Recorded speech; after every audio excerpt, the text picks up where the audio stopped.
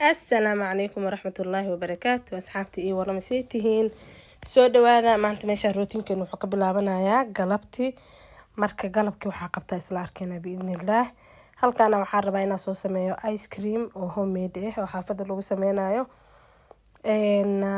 qaabkan loo sameynayo baryahan wuxuu trend ka yahay TikTok marka waxaan rabaa inaan soo tijaabiyo idinkana ila aragtaan insha Allah aad uu fudud yahay waxa la isticmaalayana wax yar waayo wax saas u badan ma ahan qalabka loo isticmaalayo kow meesha waxaan soo qaadanay whipping cream ayuu nooca heli kartaa isticmaali kartaa midka budaa xataa waa isticmaali kartaa kadib sidoo kale meesha waxaan kala soo qaadanay condensed milk ama caanaha macaan haddii aadan haysan caanaha macaan sidoo kale isagoo sajalaysan kan aa gurigaaga ku samaysataa kasii haboon marka meeshaana whipping creamka iyo waxaan isku soo dareynaa caanihi macaanaa sidaasay kusoo baxeen kadib waxaa la rabaa meeshaan inaa isku soo qaraacdid mashiinteeda soo qaadanaya meeshaana waxaan rabaa inaa isku soo qaraaco daqiiqado ku dhawaad 10 daqiiqo marka inaa si fiican usoo qaraacdidaa la rabaa sidii uu u noqdo exactly sidii ay ka rabtay kadib meesha aniga waxaan soo qaatay cinnamon ama qolfaha shiidan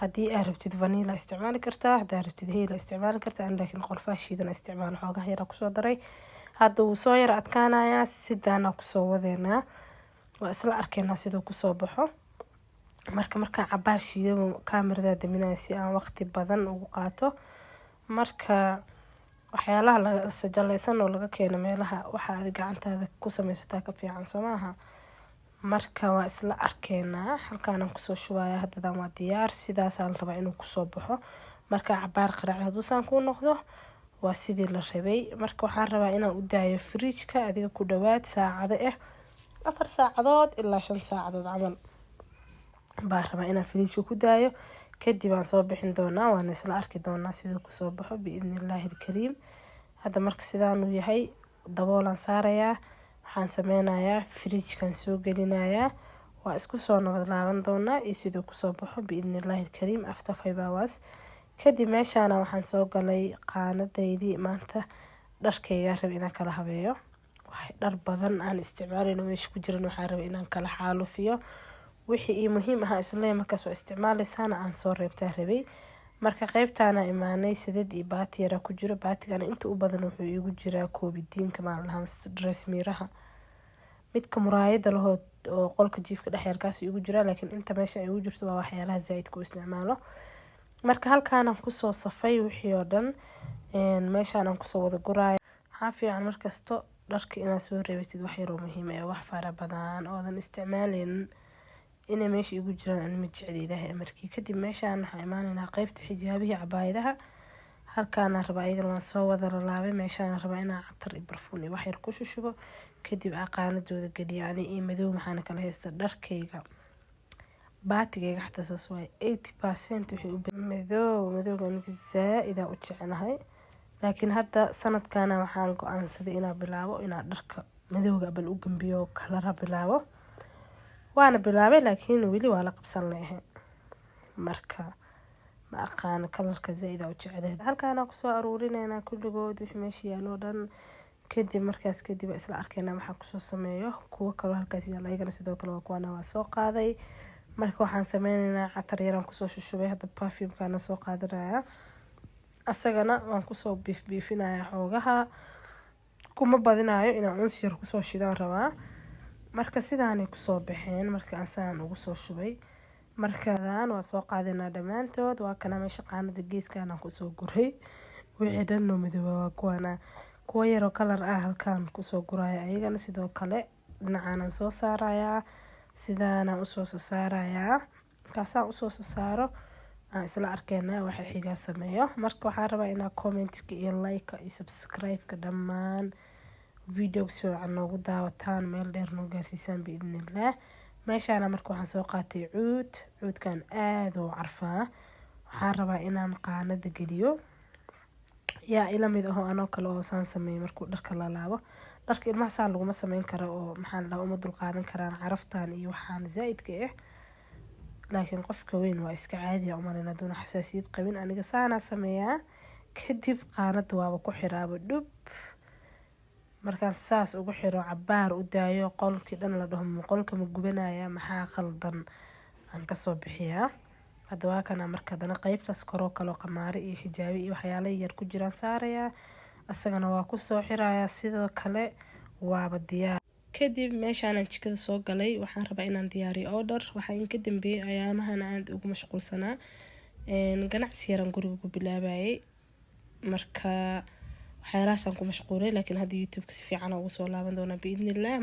marka alaabtaa gadno waxay ka kooban yihiin caruusa oo ah body scrub, wax kasta lagu daray oo tayo leh, sidoo kale molato soap iyo karkade scrub iyo body butter, intaasuu ka kooban yahay. alaabteena waxay si qoto dheera u nadiifisaa maqaarka, waxayna ka saartaa dead skinka ama maqaarka dilmay, iyadoo ka dhigaysa mid jilicsan oo dhalaalayo. waxaana ku jira maadooyin dabiici ah oo maqaarka wax yeeleynin, kuna haboon dhammaan noocyada maqaarka ah. haddaad tahay qof jirkiisa qalalan yahay, sidoo kale haddaad tahay qof oo dildilaac ama stretch marks leh, sidoo kale haddaad tahay qof oo maxaa la dhahayo umul ah, aroos ah, dhammaan waa soo dhaweynayna. marka waxaan rajeynaya inay soo dhaweysiin. marka hadda sidaan dad baan u diyaarinayay, 2 qof aa iga soo dalbaday maadaama aan tiktok iyo snapchat-ka meelahaas kusoo bandhigay, inkastoon youtube-keyga soo gelinin oon maanta intusaayay. marka waa sidaas. marka waa kana anigoo hadda hoos usoo degay, waxaa u dhiibaya niman mooto ah siday u geeyaan dalabka meesha loogu talagalay. kadib gurigan kusoo laabtay, ice creamkii oo dhowr saacadood firiishka ku jiraan soo bixiyey. meeshaana rabaa inaan isla aragno siduu kusoo baxay. waa kaasa, waxaan leeyahay asxaabta si fiican u tustid sidaasuu kusoo baxay. wallahi ice cream caadi ah waa kan dukaamaha lagu gado, kanaba ka macaanaan dhihi karaa, maasha allah tabaarakallah. kadib meeshaana saxama soo qaaday, sidoo kale ka hadda hoos u degayay biskutkan oreogan soo gaday. waxaa rabaa inaan ilmaha ugu dardaro oo maxaa la dhahaa ice cream iyo biskut isku jir u noqdo. marka 1 mar iyo 2 mar oo bishi ama 2 isbuuc ilmaha ay ice cream cunaan dhib malahan. waxaa daran wax maalin kasta la siinay inay yihiin soo maaha, kulli ani sidaas aaminsanahay. sidoo kale ilmaha haddaa ka xanibtid wax macaan iyo wax qabow kulli inaa siisid, dhibaato kaaga imaanayso. halka mar ay cunaan ay xanuunsanayaan. marka waxaa fiican bishii 1 mar ama 2 mar oo kale inaa ku qalidid, markaas jirkooda way la qabsanayaan, dhaqsana kama soo filcelinayaan oo kuma xanuunsanayaan. marka waa kana biskutkii hadda soo jijabiyey, baaquligan kusoo shubay, anoo hadda ice creamkii kusoo qaadaya. waa kana wax yaroo qiyaasaa rabaa inaan siiyo. sidaanuu kusoo baxay maasha allah tabaarakallah. idinkan waxaa rajeynayaa inaad soo tijaabisaan oo warka keentaan, lagama sheekeyn karo. marka maxaa la dhahayo hadda kulli waan kusoo daray. kadib waxaan sameynayaa haddana biskutkii isla asagiaan soo qaadayaa, waan soo jijabinayaa, korkaa uga soo daadinayaa. sidaasuu kusoo baxay maasha allah. marka ani afkeyga ma saarin baryahan, ani macaanka waxaa iskula jirnaa dagaal.